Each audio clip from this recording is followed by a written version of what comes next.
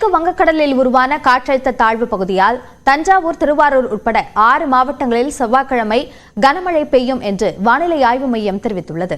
தென்கிழக்கு வங்கக்கடலில் நிலவி வந்த வளிமண்டல கீழடுக்கு சுழற்சி இன்று காலை 8:30 மணி அளவில் காற்றழுத்த தாழ்வு பகுதியாக மாறியது. இது மேற்கு வடமேற்கு திசையில் நகர்ந்து மேலும் வலுவடைந்து வரும் புதன்கிழமை இலங்கை, தமிழ்நாடு கடற்கரையை நோக்கி நகரும் என வானிலை ஆய்வு மையம் கணித்துள்ளது.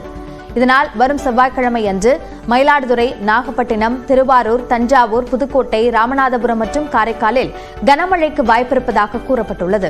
இதன் தொடர்ச்சியாக காஞ்சிபுரம், செங்கல்பட்டு, விழுப்புரம், கடலூர், மயிலாடுதுறை, நாகப்பட்டினத்தில் புதன்கிழமையும் கனமழை பெய்யும் என்று கணிக்கப்பட்டுள்ளது.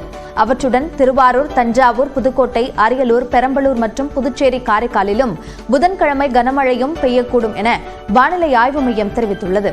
இதேபோன்று செங்கல்பட்டு, விழுப்புரம், கடலூர், புதுச்சேரியில் வரும் வியாழக்கிழமையன்று மிக கனமழை பெய்யும் என்று கணிக்கப்பட்டுள்ளது. வரும் 12ஆம் தேதி காஞ்சிபுரம், கள்ளக்குறிச்சி, மயிலாடுதுறை, நாகப்பட்டினம், திருவாரூர், தஞ்சாவூரில் கனமழை பெய்யக்கூடும் என வானிலை ஆய்வு மையம் தெரிவித்துள்ளது. மேலும் புதுக்கோட்டை, அரியலூர், பெரம்பலூர் மற்றும் காரைக்காலில் கனமழை பெய்ய வாய்ப்பிருப்பதாக கூறப்பட்டுள்ளது. சென்னையை பொறுத்தவரை அடுத்த 24 மணி நேரத்திற்கு வானம் ஓரளவு மேகமூட்டத்துடன் காணப்படும் என்றும் நகரின் ஒரு சில பகுதிகளில் லேசான மழை பெய்யும் என்றும் வானிலை ஆய்வு மையம் கணித்துள்ளது.